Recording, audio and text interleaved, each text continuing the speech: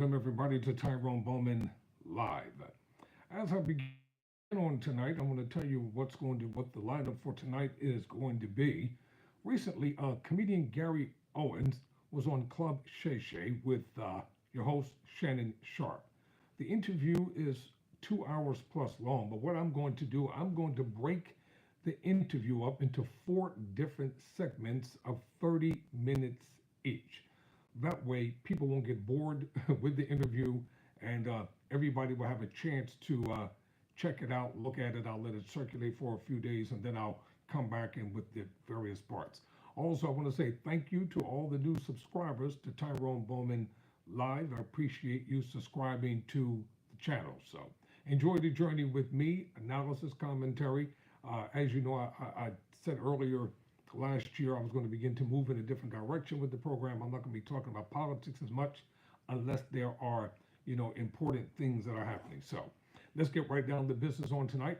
Tyrone Bowman Live, part one of the interview with comedian Gary Owens on Club Shay. He's talking about his life, his estranged relationship with his now ex-wife, his relationship with his children. And so enjoy the program for the next 30 minutes. So let's get the party started, Philly style.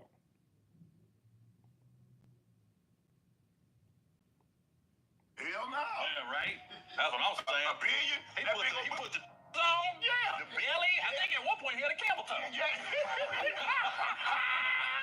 All my life, All right. grinding all my life, sacrifice, hustle pay the price, want a slice, got to roll the dice, that's why all my life, I've been grinding all my life, all my life, been grinding all my life, sacrifice, hustle pay the price, want a slice, got to roll the dice, that's why all my life, I've been grinding all my life. Hello, welcome to another episode of Club Shay. I am your host, Shannon Sharp. I'm also the proprietor of Club Shay. The guy that's stopping by for conversation and a drink today is a famed stand-up comedian, writer, producer, director, businessman. He's had massive success in the comedy as an actor on the big screen. He's been entertaining audiences for almost 3 decades, damn long time. Performed out to sold-out audiences in clubs and theaters nationwide. He won Funniest Serviceman in America. He's the funniest black comedian in San Diego. He's the only white man to ever host BET Comic View, Black America's funniest white comedian.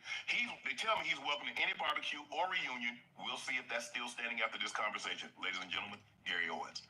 How you doing? I'm good, bro. How are you? I have autism. There you go. Come on. Sorry, I couldn't help it. It was too easy. I just self-diagnosed myself. I just realized it right now. Is it gonna be? I'm sorry. Too soon? I was hoping like you get like maybe 5 minutes in. 5 minutes in. I don't know you will order, I usually women brown liquor light because brown I've had some bad experiences. Yeah, but hey, but this right here, this is my own cognac. Smooth? It's smooth. Everybody told me don't drink it. No, I'm telling you, You're gonna tell too you much. gonna love it. You gonna love it. This is like the movie Get Out. This is the tea. This is the tea, bro. It takes about 5 to 10 minutes to sit in. Sick. The 82-game preseason is in the books, and it's finally time for the real season. All right, we're going to get to the interview. I'm going to get to this commercial as quickly as possible. Now what the heck? Don't miss out on any NBA playoff action at DraftKings Sportsbook, an official sports betting partner of the NBA. From the play-in tournament through the finals, DraftKings Sportsbook has you covered with same-game parlays, live betting, odds boosts, and much more. Download the DraftKings Sportsbook app. Use code Shannon. New customers can bet $5 and get $200 in bonus bets instantly. That's the code Shannon. Only on DraftKings. Crown is yours. Hey, we're just getting started. Over the last couple of years, last couple of months, I've seen you post a lot of stuff. You've gone through something publicly. You went through a public divorce. How hard was that for you, considering that was someone that you had loved, you have kids with? How hard was that for you to see that play out publicly? Dude, you waste no time. Yeah, we gonna. I thought we'd start slowly. We gonna go right in. Yeah, we gonna get to this. It's not something I ever thought would happen, like a public divorce. Yeah.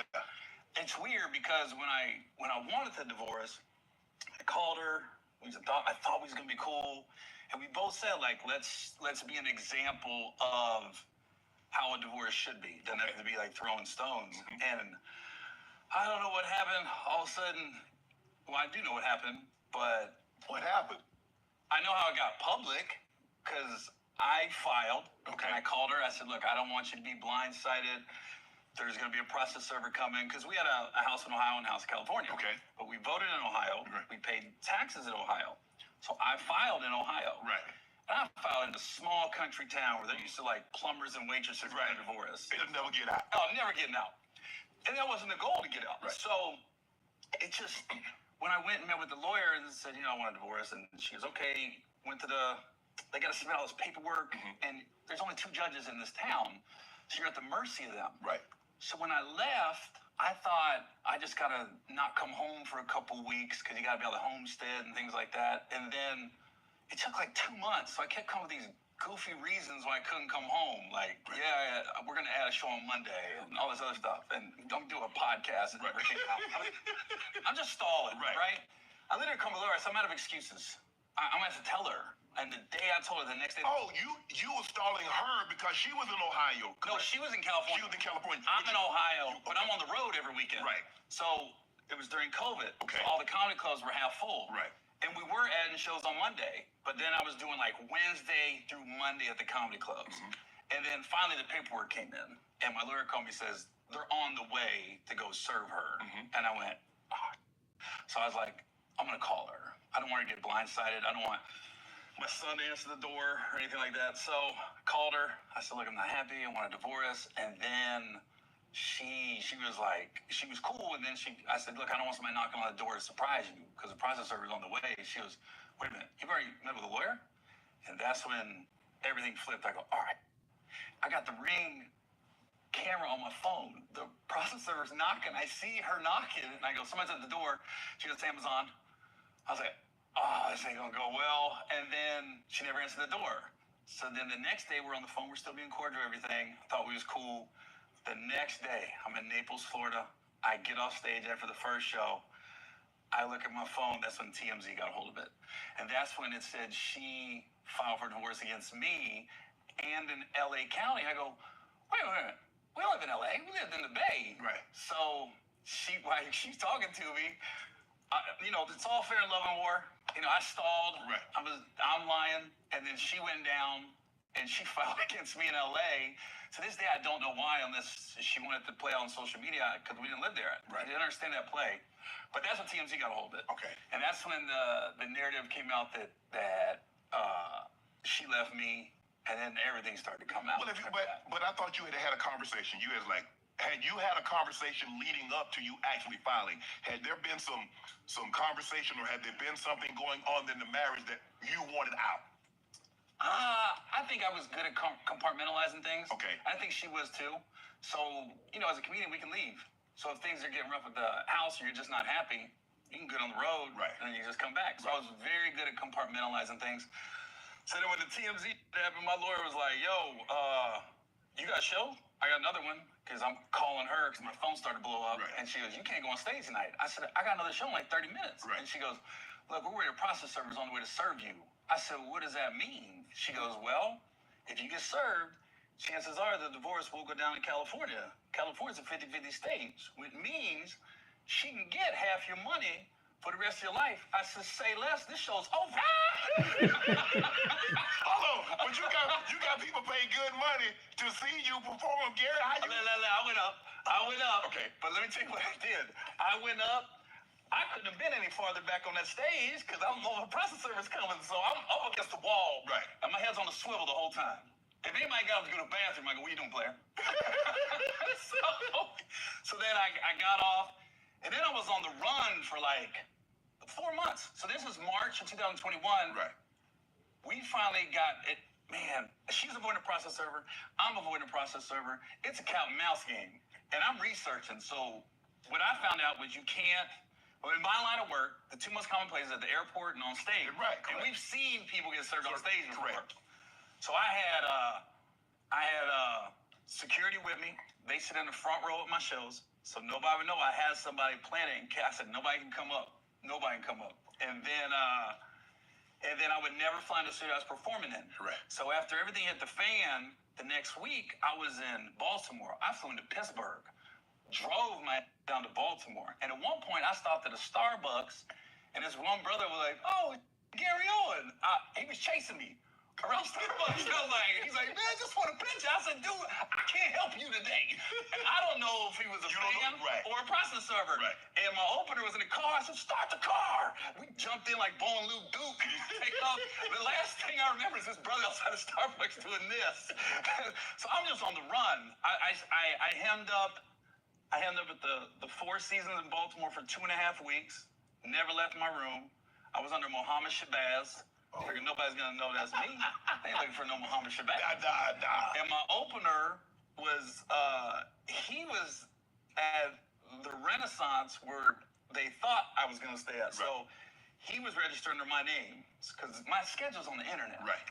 So there was a lot of cat and mouse, man. At one point, I was in Miami at the Aloft by the airport, hemmed up for a week. I didn't know that's like a sex trafficking hotel. Oh my goodness. I'm sitting there going to the lobby like, something's not right here. You worried about divorce, and you might be get caught up in it. Yeah. So I'm going, I had to call my boy. I said, "Hey, man, I'm at the Aloft. Something's wrong here." He's like, "This is kind of seedy." He was like, "You don't know what that is? That's a sex trafficking hotel." I said, "Shut up." So I'm like, I didn't know. Right. So then at one point, I called an old high school friend. I was staying at his house in West Virginia. I'm paying cash everywhere. I ain't on social media. Right. I'm off, changed my cell phone number. I'm off the grid.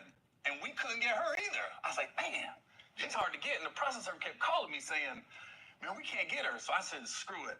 24/7 surveillance on the house. I said, we gotta get her served, man. Right. And so I got this bill for like $25,000 from the process server. I was like, you ain't even served her yet. Yeah. And so what I did, I hired an outside process server from Cincinnati. Me and her flew from Cincinnati to Sacramento. We get to Sacramento, we drive over. I still got the gate to the neighborhood. I still got the parking garage. Go to the neighborhood. I read the parking garage raises up. She's not there. I said, I know her. She's at the grocery store or the mall. And so sure enough, she's pulling out of the Safeway parking lot. I said, no freaking way, that's her. So now we're far on the highway, and she goes, "You gotta get down, she can see you." I was like, so I hop in the back seat, and I'm riding like this. I don't know where we're going. So then she stopped, she goes to Panera Bread, shouts out to Panera, and she got stuck in the drive-thru. So she got a car in front of her, car behind her. And I don't know where we're at. Like, I'm in the back seat. Right. And the process server's like, "It's go time." I said, "Go? This ain't Jason Bourne. We're there. He's Mr. Famous." And so she gets up to her, and right when she's placing her order, this process server was like just next to her car. She just stood up. And she was like, "You're served." I was like, "Oh!" And I'm on the passenger side. She don't see I'm filming her. Right. So we got her, and I bought a one-way ticket. I was fully prepared to stay as long as we got to. We got her within like an hour. Right. And then I had to immediately get a one-way ticket out of Oakland back to Ohio. So immediately. So we got it. We got it in Ohio. That's when divorce happened. How did it get so contentious? You have kids. Y'all been together 2 decades. Mm-hmm. How did it become so contentious if this was something you both knew that needed to happen, both wanted it to happen? Was it because you beat her to the punch? Or what was there infidelity on somebody's part? Oh yeah, mine. I'm not gonna lie about it now. Yeah. But you were lying about it then. Cause did she ask? I got caught a couple times. It's not like I never got caught. Okay. I wasn't that great at it.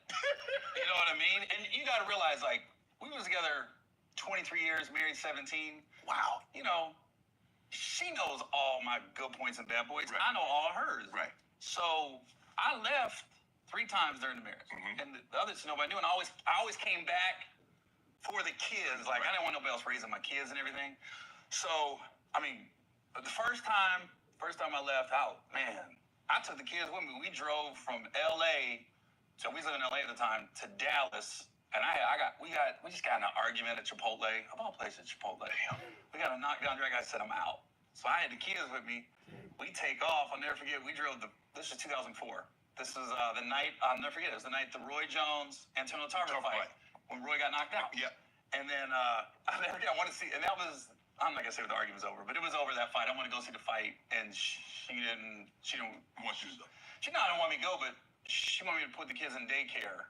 It was so minor looking back on it. Right. And I go, I'm not gonna take him to daycare. Daycare closes at 6. I'll be back at 5:30. Right. Then I'm gonna go over to Reggie's house and watch the fight. And she goes, no, just take him to daycare. The whole argument was basically for 30 minutes. That I'll keep the kids all day, but just be home at 5:30.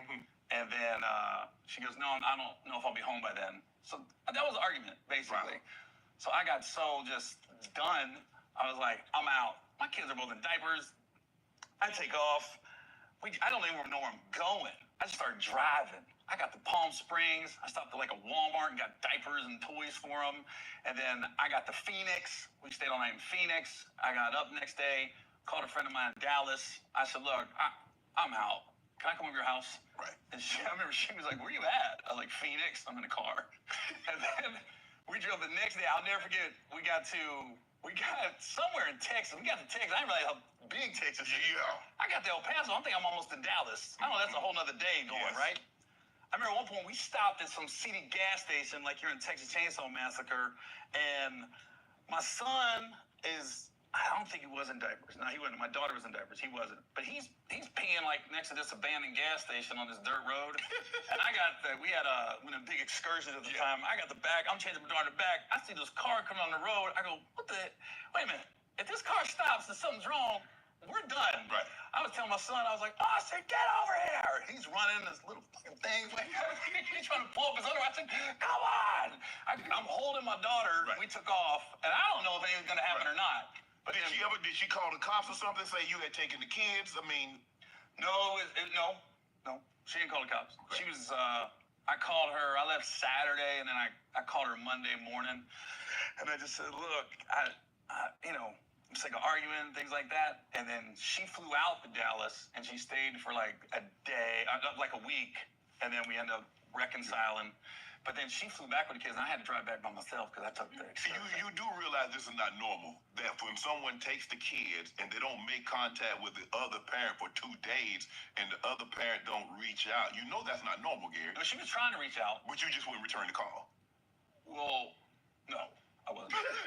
I tried to go with an excuse. Yeah, I messed that one up. Like, I'm not perfect. I know I'm not perfect in all this. Right. And it's so random because, the divorce is like weird. Like, somebody has to be the bad guy. Right. And for whatever reason, I became the bad guy in the middle of this divorce. Right. And for the longest time, I didn't say anything. But I think now, like, I'm so emotionally unattached to her now. So now I feel like, yeah, I can talk about it. What could go wrong on Club Shay Shay? How much? What could go wrong here? She gonna respond, bro. Believe me, this is coming.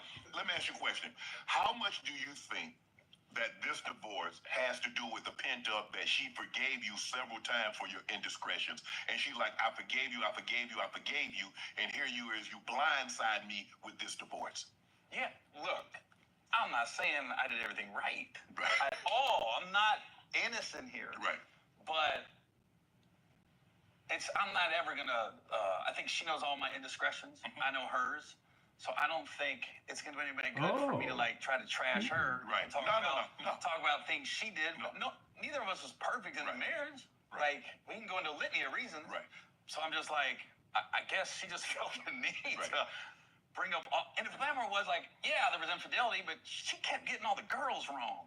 I was like, I didn't sleep with Claudia Jordan or her friend. I'm like, I didn't do that.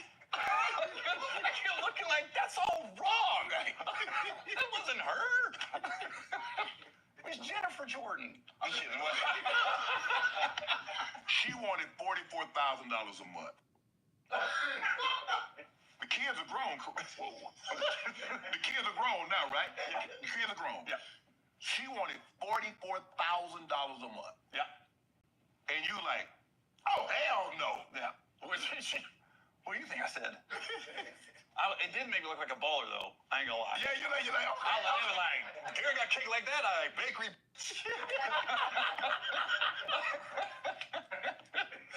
Yeah, that was a hell of a number. Right. Yeah. Did you think like, did you ask your lawyer, how did she arrive at that number? That number. I mean, who she think? I mean, that's a lot, and it's tax free. Yes. Almost tax free. Absolutely. So do the math on that. $44,000 a month times 12. I said, $500,000. Yeah. That's like 900,000 if you think about it with Yeah. taxes. Yeah. That's a lot. And just think about the time in which she's going to get that. Right. That part. That's what you were thinking too. That part. That part. That was a lot. Yeah, I was like, here's the thing too. Like, it's funny. Like, I took on all the debt with a divorce too. Yeah. Like, you got debt. Yeah. I took all of it, and it was a lot. I took all of it. I said, no, I got it. I got it. Don't worry about it. So I was like, I didn't like getting dragged saying like I'm a deadbeat dad, and then it was like I left everybody hanging. Mhm. That wasn't the case. Like, I got the text. Like, I literally said, hey, send me the bills. I got it. And she was like, no, that's not how we do things. So I was like, well, I don't know what you want me to do here. Right. I said, I'm paying off all this debt we got. And I'm like, the big thing was the house. She wanted to stay in the house. I go, we got to sell the house. Yeah. We have to. Yeah. And I took, You can stay in it, but you got to pay the note on it. well, it was more than that. I'm not going to get into it, but there was some other stuff going on. You okay? There was taxes involved. Right. IRS involved. Right, okay. So I was like, we got to sell it. We got to pay these dudes off. Right. You know what I mean? Mhm. So, but I made sure, I made sure when everything was said and done, and we went to mediation, I was like, I'll take on the debt. I'll make sure you got enough alimony that you're good. You're really good, by the way. Mhm. And I was like, I'll pay your first year of rent when you get a new place. And we put a number on it. It was a lot. This ain't like $800 a month. Right. It was a lot. Right. So I was like, I got you. I'm just trying to make sure that At this point in time, you trying to keep the peace. all I do is keep the peace, and I want everybody to be comfortable. Right. I don't listen. I'm not vindictive. I'm not mad. I get it's love and war, but I feel like I was very generous Right. in the divorce. Saying, looking at it, I could be wrong. You didn't have a prenup. Hey, no, we didn't have a prenup. No. Why didn't you? Because you were already a comedian. You was already making, even if you were making $50 a show, you was already making money. Don't you want to, like, if I come into a situation, this is the way I look at it, and I tell my homeboys this. I ask them, do they have a prenup? They say no. They say, I ain't got no money. I say, when I leave, I want all of my nothing. I don't want 50% of my nothing. So, Gary, you already, let's just say. All right, Tyrone Bowman live. This is part one of the Club Shay interview with comedian Gary Owens. Shannon Sharp sitting down talking with him about his now estranged ex-wife, what led up to the divorce, and things of that nature. I'll be back later on with part two of the interview with Gary Owens on Club Shay. For now, never surrender, never quit.